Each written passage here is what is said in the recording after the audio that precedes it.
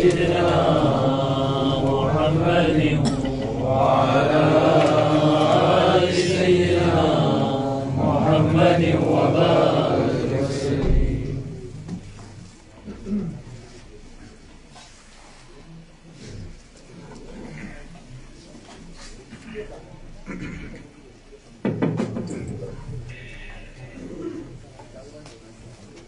نحمده ونصلي ونسلم على رسوله الكريم. أما بعد فأعوذ بالله من الشيطان الرجيم. بسم الله الرحمن الرحيم. إنا لله وإنا إليه راجعون. صدق الله العلي العظيم وبلغنا رسوله النبي الأمين الأمي الكريم ونحن على ذلك لمن الشاهدين والشاكرين والحمد لله رب العالمين. بارگاہ رسالت والے رسالت جھوم جھوم کے ہدیے درود پیش کر لیں اور پڑھیں اللہم صلی علی سیدنا محمد وعلی آلہ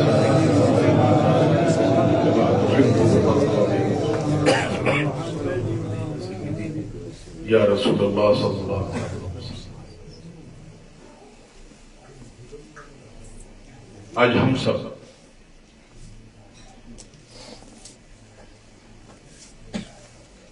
اپنی عقیدتوں کا خراج پیش کرنے ایک ایسی شخصیت کی بارگاہ میں یہاں حاضر ہوئے ہیں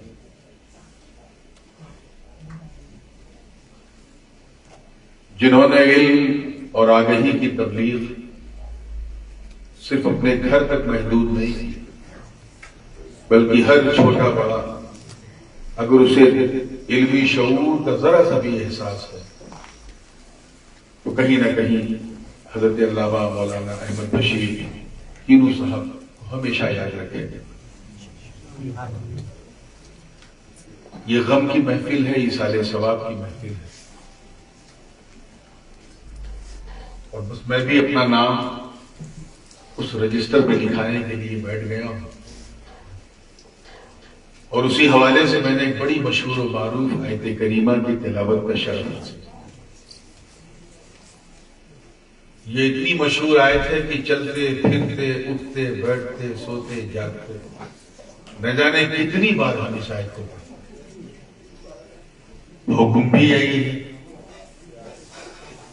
جب کبھی پریشانی ہو، مصیبت ہو، الذین اذا اصابتهم مصیبۃ قالوا انا للہ و انا الیہ راجعون. تو اگر مصیبت کی اس فریکوینسی کو کم کرنا ہے تو بس کہہ دو ہم اللہ کے لیے ہیں اور اسی کی طرف لوٹنے والے. We belong to Allah Almighty and we will return unto Allah.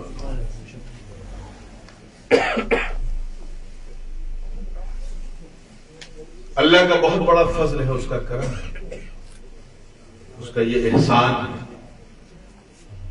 کہ اس نے ہمیں انسان بنایا. قادر مطلق ہے، کچھ بھی بنا دیتا، اس کی شان سے کچھ بعید نہیں ہے، کچھ بھی بنا دیتا. لیکن یہ احسان ہے کہ اس نے ہمیں لقد کرمنا بنی آدم کا تاج پہنا.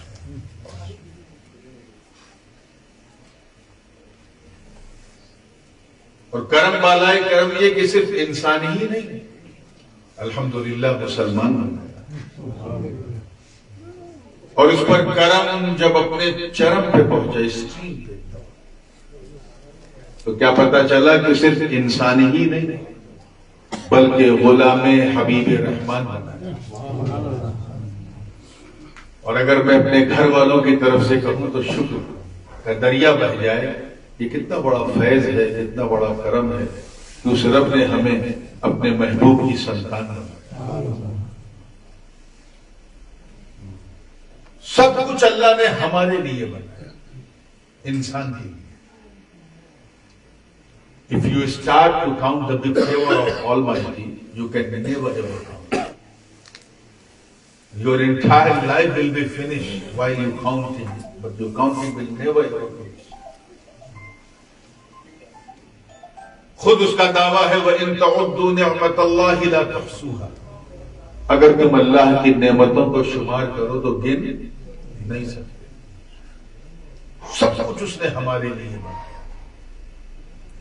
چاہے برگ و ثمر ہو، شمس و قمر ہو، شجر و حجر ہو، خشک و تر ہو، بحر و بر ہو، سیم و زر ہو، لعل و گوہر ہو۔ یہ جو رائمنگ ہے یہ آپ کریول میں نہیں کر سکتے، یہ اردو کی شان ہے۔ اسی لیے میں کہتا ہوں کہ اگر اسلام کو پورا سیکھنا ہے تو اردو پوری سیکھو انشاءاللہ۔ سب اللہ نے ہمارے لیے بنایا، ویجیٹیبلز، نان ویجیٹیبلز، سبزیوں میں جو ٹیسٹ ہے وہ ٹیسٹ بھی اللہ نے ہمارے ٹیسٹ کے حساب سے رکھا کہ ہماری زبان کو جو ٹیسٹ سوٹ کرے ایسا ٹیسٹ سبزیوں کو عطا کیا۔ کون سی گھاس جانور کو کھانا ہے اسے پتا ہے، اور کس سوسو کو ہمیں کھانا ہے ہمیں پتا ہے۔ یہ اللہ کا فیضان ہے، اس کا کرم ہے۔ حق تو یہ ہے کہ زمین کے اندر جو معدنیات ہیں، جو منرلز ہیں، جو خنیج ہیں، وہ بھی اللہ نے ہمارے لیے بنائے، چاہے ڈیزل ہو، پیٹرول ہو، ٹائٹینم ہو، پلیٹینم ہو، گولڈ ہو، سلور ہو، چاہے پاپلیٹ ہو یا صبح کی کا آملیٹ ہو یا بچوں کی چاکلیٹ ہو یا پھر گھاسلیٹ ہو، سب اللہ نے ہمارے لیے بنایا۔ بنایا کہ نہیں بولیے؟ حق تو یہ ہے کہ پیڑ پودوں کو ہمارے لیے بنایا، ہم اس کو اتنا انالائز نہیں کرتے، لیکن غور کریں۔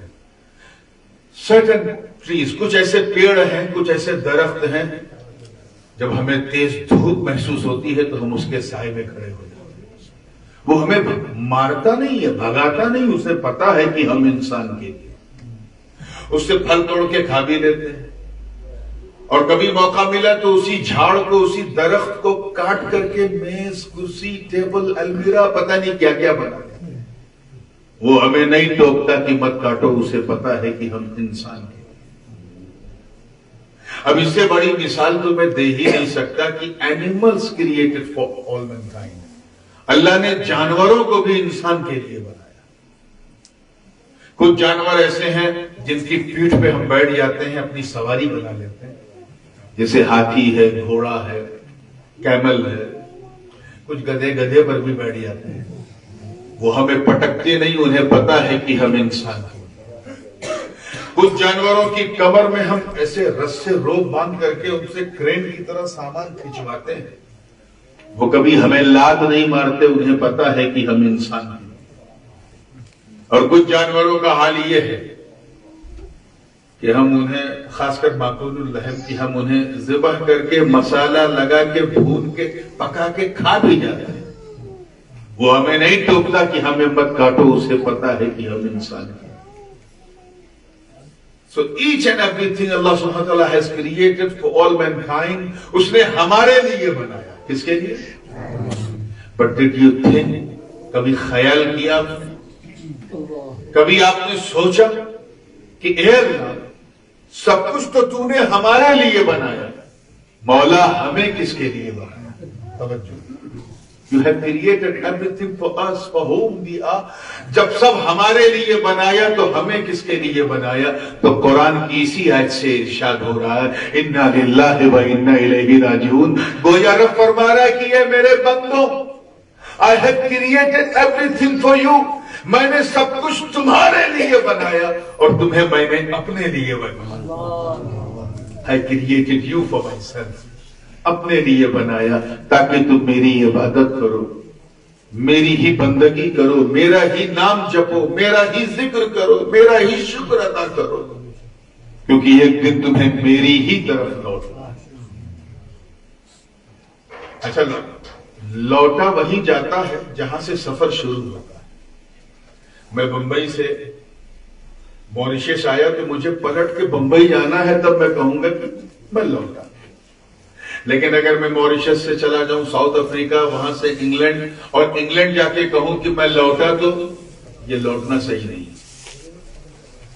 ہے، کیونکہ لوٹا اسی طرف جاتا ہے جہاں سے سفر شروع ہوتا ہے۔ میری طرف توجہ ہو، جہاں سے سفر شروع ہوتا ہے۔ اب ہمیں یہ دیکھنا ہے کہ جب ہم لوٹ رہے ہیں تو لوٹا تو وہیں جاتا ہے جہاں سے ہم شروع ہوئے. تو ہم پہلے تھے کہاں؟ سچائی یہ ہے کہ we walk in the world of souls. ہم سب سے پہلے روحوں کی دنیا میں تھے. ہندی میں کہتے ہیں آتما جگت. جب تک اللہ نے چاہا ہم وہاں تھے. حکم ہوا دنیا بدلو, چینج یور ورلڈ. ہم وہاں سے چل کے in the backbone of father, ابا کی پیٹھ میں آ گئے. جب تک اللہ نے چاہا ہم وہاں تھے. 5 سال 10 سال 15 سال جب تک اس نے چاہا ہم وہاں تھے. حکم ہوا دنیا بدلو, چینج یور ورلڈ. ہم ماں کے پیٹ میں آ گئے. We are I in the ovary of mother. اب 4 مہینہ 6 مہینہ 7 مہینہ 8 مہینہ 9 مہینہ جب تک اللہ نے چاہا ہم کہاں ہیں؟ ماں کے پیٹ میں. حکم ہوا دنیا بدلو, ہم یہاں آ گئے. اس مصیبتستان میں, اس ٹینشنستان میں. سارا لفڑا یہی, سارا جھگڑا یہی, سارا ٹینشن یہی, سارا ڈیزاسٹر یہی, سارا پینک یہی. اب جب تک اللہ پاک چاہے گا ہم یہاں رہیں گے. 10 سال 20 سال 50 سال 60 سال 70 سال 80 سال 90 سال, بس. اب کوئی سنچری نہیں مار پاتا. پہلے لوگ بھوک سے مر جاتے تھے, اب کھا کھا کے مر رہے ہیں. اس کو ہائپر ٹینشن ہے تو اس کو بلڈ شوگر ہے تو اس کو کولیسٹرول بڑھ گیا تو اس کا یہ ہو گیا, کھا کھا کے مر رہے ہیں. توجہ چاہتا ہوں پوری زندگی کے ساتھ ہم اس دنیا میں تھے. حکم ہوگا دنیا بدلو, ہم کہاں چلے جائیں گے؟ بولیے. ان دا گریو, قبر میں. کہاں چلے جائیں گے؟ قبر. اب جب تک اللہ رب العزت چاہے گا ہم قبر میں رہیں گے. 5 سال 10 سال 20 سال 1000 سال 2000 سال جب تک اللہ چاہے گا ہم قبر میں ہوں گے. حکم ہوگا دنیا بدلو تو ہم محشر میں چلے جائیں گے. ان دا ڈے آف ججمنٹ, قیامت کے میدان میں. اب جب تک اللہ چاہے گا ہم محشر میں. 1 ساتھ 1 گھڑی 1 آن 1 لمحہ 1 لحظہ 1 مومنٹ 1 ٹانا, جب تک اس نے چاہا ہم وہاں. حکم ہوگا دنیا بدلو تو انشاءاللہ ہم جنت میں چلے جائیں گے. تو یہ بتائیے ہم مریں گے کب؟ When we will die, we are just transferring from the world to another. ہم تو ایک دنیا سے دوسری دنیا میں ٹرانسفر ہو رہے ہیں. کیا ہو رہے ہیں؟ اسی ٹرانسفر کو عربی میں انتقال کہتے ہیں. انتقال, انتقال فلان من فلاں الی فلاں. ایک جگہ سے دوسری جگہ ایک شخص منتقل ہوا, ٹرانسفر ہوا, انتقال ہوا. تو ہم مریں گے کب؟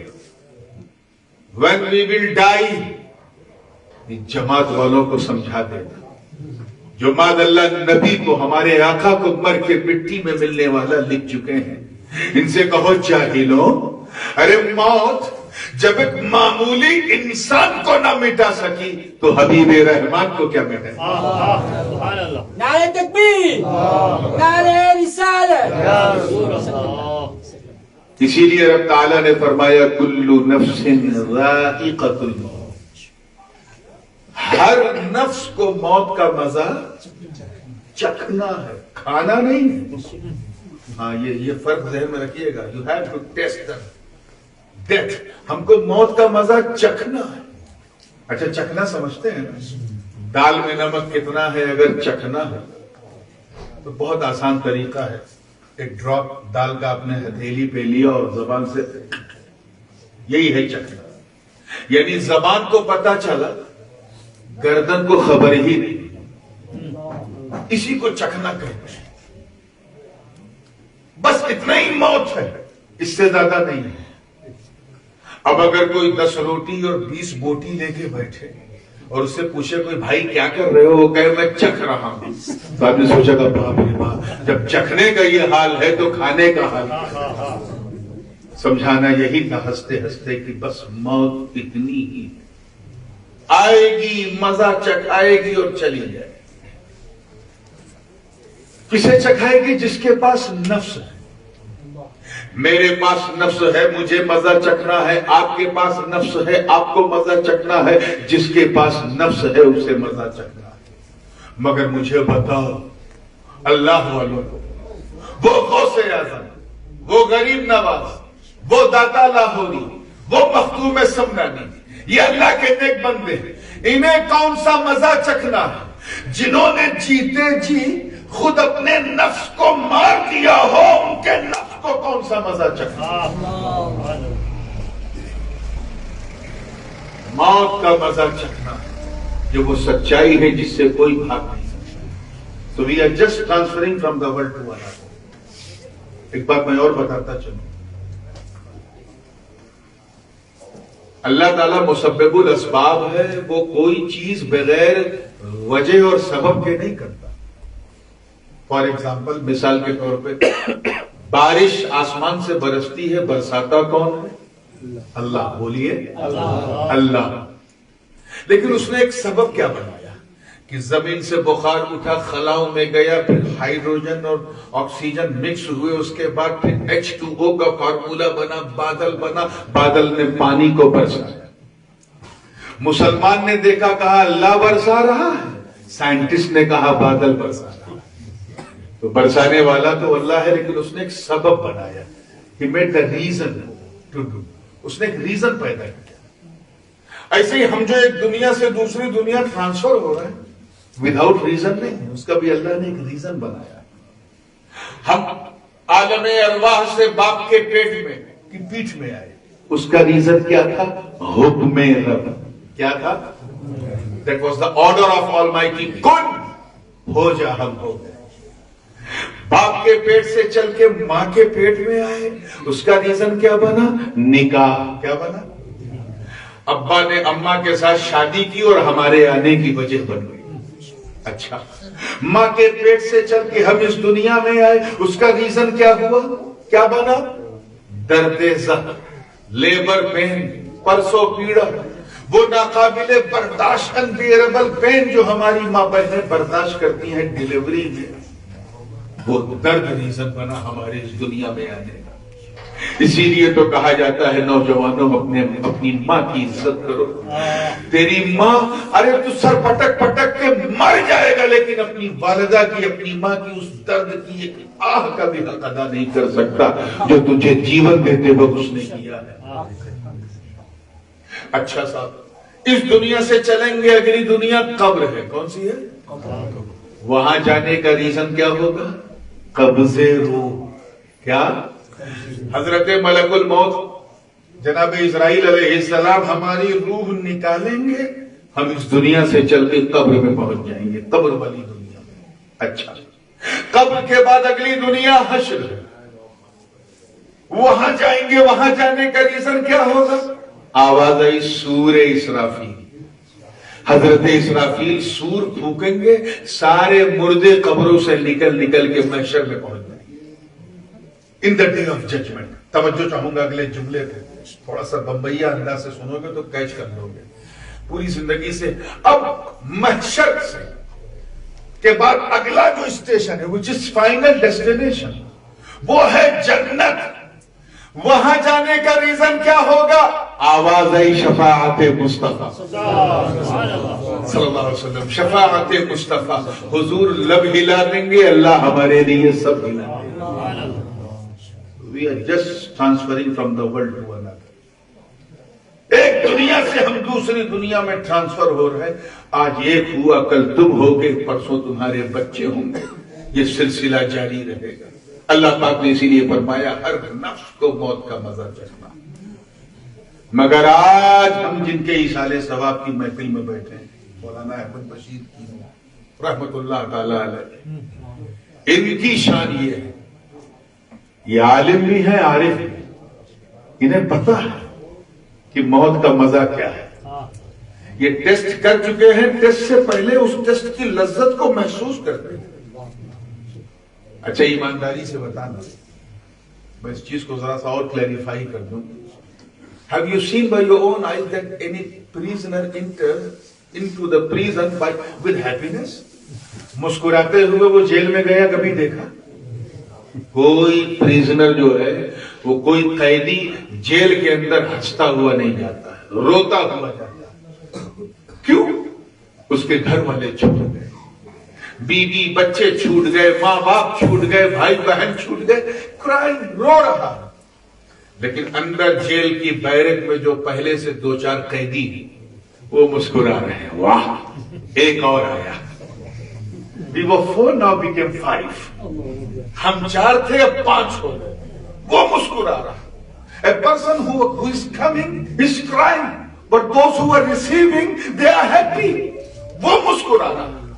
اور 14-15 سال کے بعد جب اسے ریلیز کیا جیل سے، آزادی ملی، تو وہ ہنستا ہوا جا رہا، لڈو بانٹ رہا ہے، خوشی منا رہا ہے۔ کیوں؟ اسے پتا ہے کہ اب مجھے اپنے بابا سے ملاقات کروں گا، ماں سے ملوں گا، بیوی سے ملوں گا، بھائی بہنوں سے ملوں گا، بچوں سے ملوں گا۔ گھر میں جشن منایا جا رہا ہے، کسی کا بابا آ گیا، کسی کا چاچا آ گیا، کسی کا ماما آ گیا، کسی کا بھائی آ گیا، کسی کا بیٹا آ گیا، گھر میں لڈو بٹ رہے ہیں۔ لیکن جو بیرک میں اس کے ساتھی تھے، اس کے ساتھ وہ رو رہے ہیں، اوہ میرا کتنا اچھا فرینڈ تھا، کتنا مجھے مانتا تھا، کبھی اس کا کپڑا میں دھوتا تھا، کبھی میرا کپڑا یہ دھو دیتا تھا، کبھی اس کے لیے میں چائے بناتا تھا، کبھی میرے لیے یہ چائے بناتا تھا، کبھی میرا سر درد کرتا تھا یہ دباتا تھا، اس کا کرتا تھا میں دباتا تھا، ہم دونوں ایک دوسرے کے ساتھ دکھ میں سکھ میں ساتھ رہے، آج جا رہا، ساتھی رو رہے ہیں۔ توجہ چاہتا، جب وہ آیا تھا رو رہا تھا، ساتھی ہنس رہے تھے، جب وہ جا رہا تو ہنس رہا ہے، ساتھی رو رہے ہیں۔ حضور علیہ الصلوۃ والسلام فرماتے ہیں، الدنیا سجن للمؤمنین، دنیا مومنین کا قید خانہ ہے۔ مومنین کے لیے دنیا لائک اے پریزن، قید خانہ ہے۔ یہی وجہ کہ جب بندہ دنیا میں آتا ہے تو روتا ہوا آتا ہے، کیونکہ ڈارکنس میں آ رہا ہے، پریزن میں آ رہا ہے، قید خانے میں آ رہا ہے، چیخ رہا ہے۔ اور اگر وہ نہ روئے تو ڈاکٹر اسے رولاتے ہیں، اسے الٹا کر کے ٹھوک بجا کے اسے رولاتے ہیں، اور جب وہ روتا ہے تو کہتے ہیں ہاں ہیلتھی چاہیے، نہیں رویا تو ناٹ ہیلتھی، رو رہا ہے تو ہیلتھی۔ لیکن گھر میں کوئی نہیں رو رہا ہے، سب ہنس رہے ہیں، مسکرا رہے ہیں، کوئی ابا بن گیا، کوئی چاچا بن گیا، کوئی دادا بن گیا، کوئی نانا بن گیا، کوئی ماما بن گیا، آتش بازی ہو رہی، لڈو بٹ رہے، فاتحہ ہو رہے، دعوتیں ہو رہی، ٹریٹ چل رہا ہے، آنے والا رو رہا ہے، ریسیو کرنے والے لڈو بانٹ رہے ہیں۔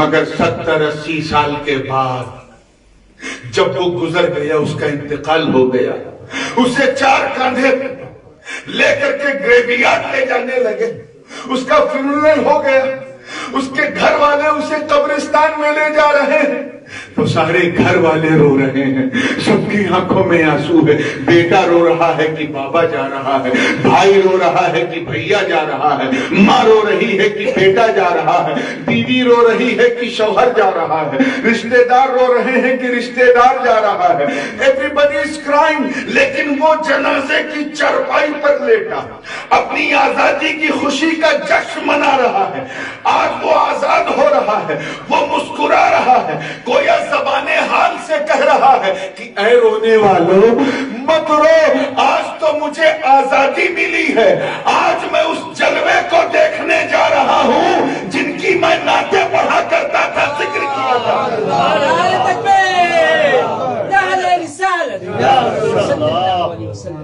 جن کا نام سن کر میں اپنے انگوٹھوں کو چھوم لیا کرتا تھا، آج میں اس جلوے جہاں آرا کی دید کرنے جا رہا ہوں۔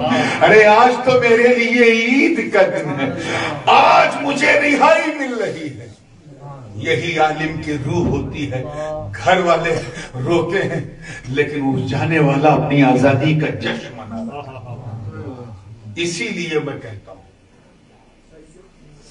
موت برحق ہے، لیکن مومن کو گھبرانا نہیں چاہیے۔ موت آپ کو نقصان پہنچانے نہیں، فائدہ پہنچانے آ رہی۔